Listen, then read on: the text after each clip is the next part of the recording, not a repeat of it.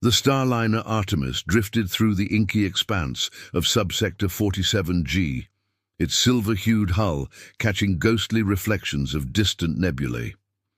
From the vantage of the bridge's panoramic viewport, space seemed an endless canvas of pinpricks and color, serene, indifferent, and utterly vast. Yet inside the ship, tension crackled through every corridor like static before a storm. Captain Celine Voss stood at the command console, fingers dancing over haptic controls as she traced the latest data feed. Her slate-grey uniform belt bore the insignia of Earth's United Federation of Planets, 3 interlocking rings symbolizing unity, knowledge, and peace.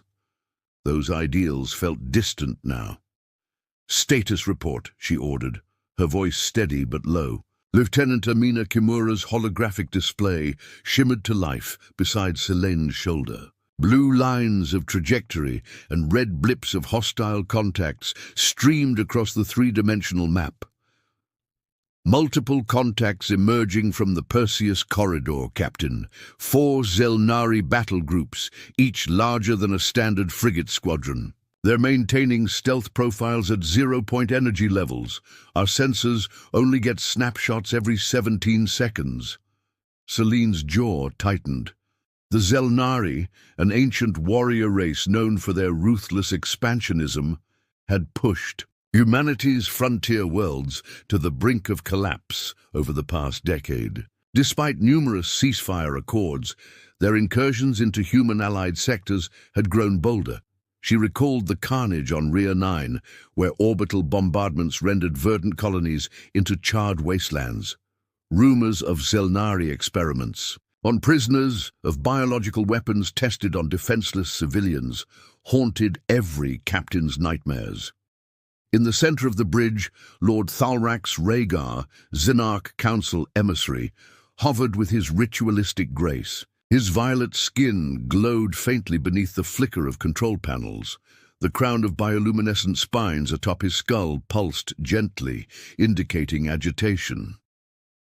"Captain Voss," he said, voice resonant with calm authority, "this escalation is needless. My people seek only to secure resources for our worlds. We can negotiate an equitable exchange." Selena cut her eyes to Rhaegar, her heart pounding behind her ribs. She had to balance diplomacy with deterrence or risk embroiling the entire frontier in all-out war. "Resources are earned through cooperation, not conquest," she replied. "And your so-called exchanges leave entire star systems uninhabitable. Our borders are inviolate." Below decks, the Artemis's engine shifted as Chief Engineer Arjun Patel monitored the plasma conduits in engineering. He ran a hand through his dark curls, brow furrowed. The ship had already seen 10 years of near-constant patrols.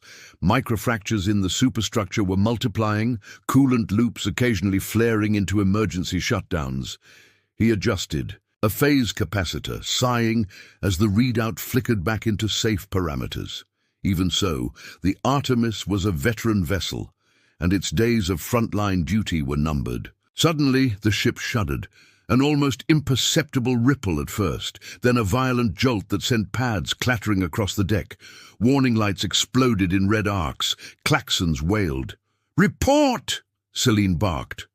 Lieutenant Kimura's eyes widened as her hands flew over the controls. "Energy surge detected on port quarter. Shields are spiking, then collapsing. Unidentified waveform. It's not phasic, not gravimetric. It's something new." Celine's pulse kicked up. "Could be a stealth pulse to disable our sensors. Brace for impact." She turned to Rhaegar. "Remain calm. Any panic on this bridge will cost lives." Rhaegar inclined his head. His voice, when it came, carried an edge of genuine surprise. "This is unprecedented. My scouts reported only routine reconnaissance." A second pulse slammed into the Artemis, rippling along the hull like a death knell.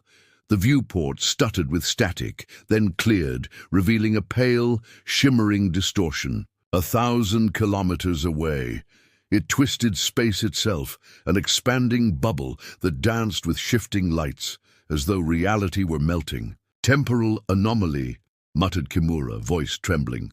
Prepare countermeasures, Celine commanded, even as dread pooled in her stomach. Shut down non-essential power, divert every watt to the forward shields. Arjun, I need those reactor buffers at maximum. Down in engineering, Patel's console erupted in alarms. Core integrity at 50%. If we push too hard, we risk a breach. Celine hesitated for only a heartbeat before answering. We take that risk. Hold the line. A third pulse, stronger, more focused, slammed into the Artemis's bow. The ship groaned. The deck beneath Celine's boots quaked. Alarms joined the klaxons in a mechanical dirge. On the viewport, the anomaly twisted again, and for an instant, shimmering silhouettes emerged inside it. Sleek shapes like scythe blades moving in formation. 4 Xelnari battle cruisers, cloaked in temporal distortion, flickered in and out. Of perception, they'd weaponized the anomaly itself, turning it into a delivery system. Celine's stomach went cold. They've weaponized time, she whispered. We're the target. Rhaegar's eyes widened. They're tearing through causality fields, defying every known treaty on warfare. Celine drew herself up. The moment of reckoning had arrived. Humanity's frontier was under threat not only of invasion, but of annihilation through forces beyond comprehension. She straightened her shoulders, voice resonant and unyielding. Lieutenant, she said, open a channel to the Xelnari High Command. Tell them, cease all hostilities now, or we will respond with overwhelming force. You want war? Then face annihilation. Her words echoed through the bridge, a defiant clarion in the heart of darkness. Outside, the Artemis braced itself against the next temporal blast, and Celine Voss prepared to fight for humanity's very existence. The Artemis rattled under the onslaught of dark matter pulses, each strike rocking the ship like a thunderclap in a canyon. On the bridge, crimson warning lights flickered in staccato bursts. Smoke tendrils curled from overloaded conduits, and the acrid scent of burnt circuitry burned in Celine Voss's nostrils, shields at 10% and falling. Lieutenant Kimura shouted. Her fingers flew over the holotable, issuing point defense commands as secondary shield capacitors spat energy like dying embers. If we can't stabilize now, we'll lose structural integrity. Celine's gaze swept the hollow display, where the 4 Xelnari cruisers rotated in an ominous crescent, their cruel blades of armor gleaming with lethal intent. Even cloaked behind their temporal field, their presence was inescapable. She swallowed, tasting. Wheel. Divert all auxiliary power to the forward shield bank. Target their lead vessel's distortion emitter. If we can knock that out, their cloak will flicker. Aye, Captain, ensued a chorus of assent. Across the bridge, Lord Rhaegar's violet spines glowed brighter, each bioluminescent pulse. Betraying his agitation, he approached Celine, voice low. Their commanders are not unified. 3 of the 4 cruisers contest the use of temporal weapons. They fear the consequences. If we press our advantage swiftly, we may fracture their formation. Celine's steel-grey eyes met his calmly. Then let's give them reason to hesitate. She keyed her comm badge. All hands, target the lead cruiser's temporal drive. Focus fire on the emitter points. Her words snapped through the corridors like a whip. Down in turbine deck, Chief Engineer Arjun Patel stood in a haze of steam and sparks. He had rerouted power from the life support relays to the shields as ordered, but every overclock risked a reactor breach. He barked over the comm. Bridge, I can't sustain more than 20% overload anymore, and we vent core exhaust directly into engineering. Celine's calm voice crackled in his earpiece. Arjun, hold as long as you can. We need that shield spike now. She cut the channel and turned back to the holodisplay. Kimura, stand by for my signal. The Artemis lurched again as a 4th dark matter blast hammered the port side. G-force pinched Celine's gut. Panels sparked, and a shudder ran down her spine. She gritted her teeth and waited. "Now!" she barked. Kimura executed the order. In a dazzling burst, the Artemis's forward batteries unleashed a volley of phasic disruptors interlaced with proton lances. The bolts streaked through space, converging on the lead Zelnari cruiser's shimmering hull. For a moment, nothing happened. Then the lead ship convulsed as its distortion emitter overloaded. A blinding flash engulfed it, and as the light faded, one side of the cruiser appeared to slough off, revealing the jagged skeleton of its inner plating. "We did it!" Kimura exclaimed, voice elated. "Maintain pressure," Celine ordered. "Push them into disarray." The remaining cruisers staggered, their formation losing precision. One ship banked sharply, attempting an evasive maneuver, but another stray disruptor struck its flank, sending it tumbling away, engines sputtering. The third cruiser veered off to provide cover, but with its temporal cloaking faltering, it was now an exposed target. Below decks, Patel's consoles shrieked under the strain of the emergency overload.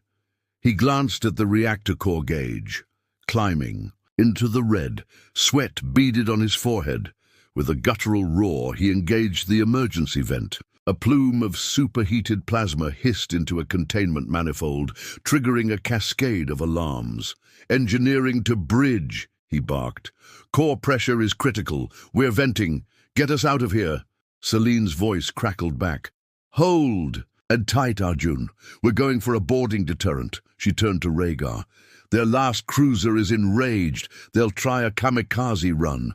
We need to scare them off." The emissary inclined his head and tapped a sequence into his wrist.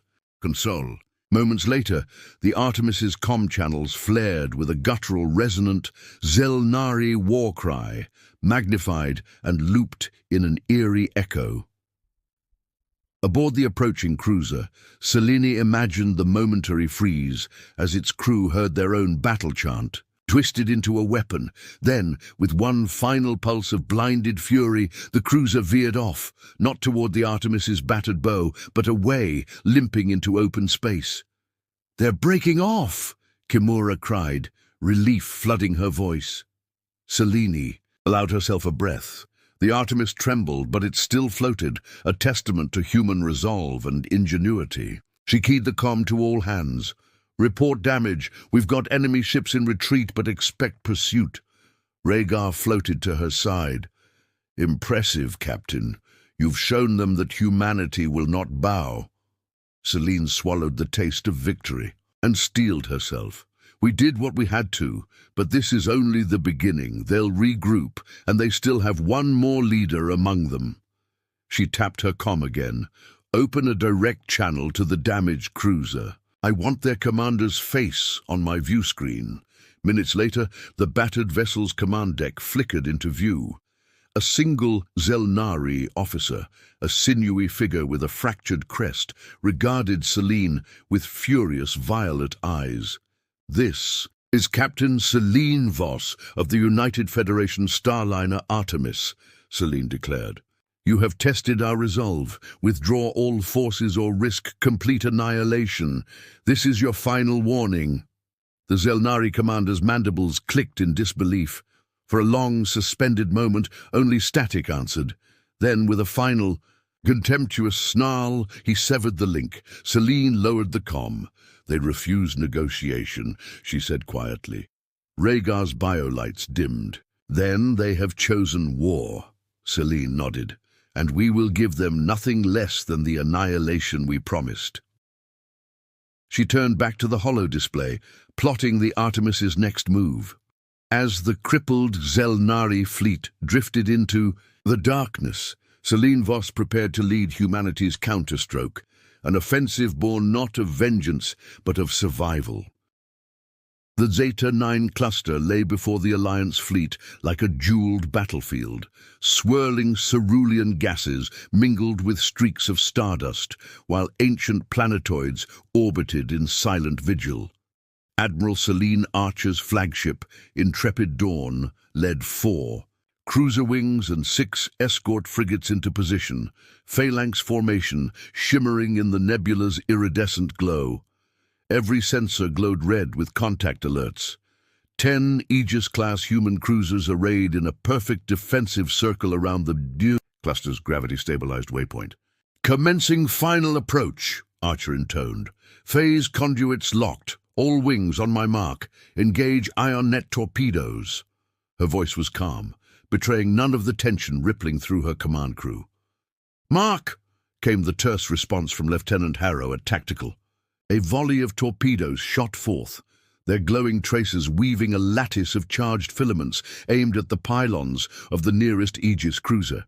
For a heartbeat, the vessel's cobalt-blue shields quivered under the assault. Then, in a stunning feat of engineering, the cruiser vanished, its hull receding into a quantum slipstream without so much as a warning flare. "Impossible," Malik muttered, jaw clenched. "They've integrated a slip reactivation module at each junction. We sever one conduit and another instantly reroutes the power." Archer's fingers snapped across her console. "Abort boarding. Procedure. All units pivot to defensive posture, target their launch bays, disable fighter deployments." At that moment, the nebula's gas currents refracted the starlight, revealing dozens of human slipskimmer fighters bursting into existence. Like bolts of cosmic lightning, sleek and razor-thin, they darted forward, micro-singularity torpedoes trailing behind them like comet tails. "Hold fire until they cluster," Archer ordered. "Then unleash the plasma net." As the fighters closed, the Alliance ships unleashed a web of searing plasma that trapped half the skimmers in molten grids. But the survivors weaved through the gaps, unleashing torpedoes that impacted against shields with thunderous concussions. Warning klaxons blared across every bridge.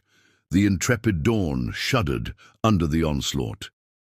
"Bridge to engineering," Archer snapped. "Stabilize shield harmonics and prepare countermeasure bursts on my command." "Shields at 40%, came the weary reply. "Countermeasures charging at 29%. Archer's gaze hardened. Beyond the skirmish, the human flagship Pioneer's Dawn loomed, its slipstream reactor glowing like a sapphire. Sun. It drifted into Alliance sensor range and released a pulse of folded space energy that rippled through the nebula currents, collapsing several Alliance frigate warp cores in a silent yet devastating wave. "Evasive maneuver Alpha 6, Archer shouted. "All hands brace for impact." The fleet scattered amid the nebula's swirling tendrils, ships executing looping evasive thrusts to avoid the folded space blast. The intrepid Dawn twisted on its axis, swinging broadside to bear its heaviest batteries. "Open a channel to Pioneer's Dawn," Archer commanded, voice echoing with steely resolve. "If we're to settle this, let it be face to face." Her comm officer hesitated, then keyed the sequence. The holoscreen flickered, and Admiral Celine Archer's own stern visage appeared against the human flagship's darkened bridge. For a long moment, two stars of command stared across the gulf of space, each measuring the other's will. Then Archer spoke. "This conflict gains us nothing. Stand down your fighters. We can negotiate terms even now." The human admiral's eyes met hers, unwavering. "Your tactics have proven our point. You do not understand slipstream, but we respect strength where we find it. We will withdraw, this time unpursued, on the condition that you convene a joint technical council at Orenthia within 3 standard days." Archer's hand hovered over the engage control. Around her, the bridge crew held collective breath. At last, she nodded. "Agreed. Fleet, hold position. Countermeasures. Deploy." A hush fell as the nebula's glow settled back into silent splendor. The human ships phased out in a serene pulse of light, retreating into folds of subspace. Before the Alliance could muster pursuit, on the intrepid Dawn, Admiral Archer exhaled for the first time in hours. The gambit had faltered, but a fragile ceasefire held. Beyond the shimmer of ion nets and folded space blasts lay a new, uneasy respect. In the aftermath of battle, both sides had glimpsed the promise and peril of humanity's enigmatic power. And as the Alliance fleet regrouped, one truth resonated in Archer's mind. In this vast ocean of stars, the war for the future of slipstream technology had only just begun. The Artemis drifted in the silent aftermath of battle, its hull scarred but its spirit resolute. Around them, what had been an apocalyptic canyon of wrecked Zelnari cruisers drifted in fractured constellations, like fallen titans paused in eternal sleep. Within the Starliner's corridors, med teams administered triage to the wounded, and damage control crews sealed breaches and rewove ruptured power conduits. Every footstep echoed a hard-earned relief. Captain Celine Voss stood on the bridge, flanked by Lord Thalrax Rhaegar. The bridge's panoramic viewport framed an austere tableau, civilian transports carrying survivors of besieged colonies, relief ships in transit, and, beyond them all, silent Zelnari vessels signaling their surrender. Behind each of those chevrons lay stories of fear, grief, and a begrudging respect earned in the crucible of combat. "Life support at full capacity," reported Lieutenant Kimura. "Medical teams are requesting additional berths for refugees, transferred from the planet below." Selene nodded.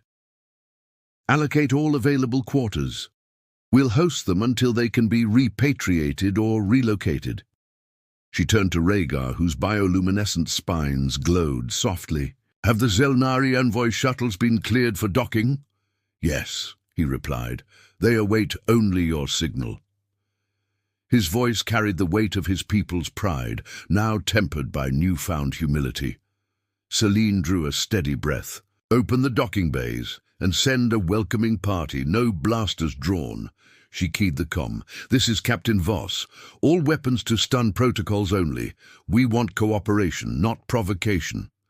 In Hangar Bay 3, a contingent of Artemis, Marines stood at attention, rifles at readiness but muzzles down. The gate hissed open to reveal the Zelnari delegation. 3 figures in ceremonial robes, their violet skin gleaming beneath the bay lights. At their head was Commander Silar, whose shattered crest still bore the scars of combat. His mandibles clicked nervously as he stepped forward. Selene extended her hand, gloved in white regulation, and offered a small, genuine smile. "Welcome aboard the Artemis. You have our gratitude for choosing to negotiate rather than perish in the void." Silar inclined his head, eyes wary but not unkind. "We honor your mercy, Captain. We have lost much, but perhaps gained something more valuable." He produced a data paddle and presented it without another word. Inside the flagships, Grand Conference Chamber, the human and Zelnari delegations gathered around a holographic table. Selene presided from one end, Rhaegar stood beside her as advisor and liaison. Silar and his council took the opposite side, flanked by their own emissaries, scientists, philosophers, even a reluctant warlord whose armor was still pitted by Artemis plasma fire. As the discussions began, ancient grievances were aired in measured tones.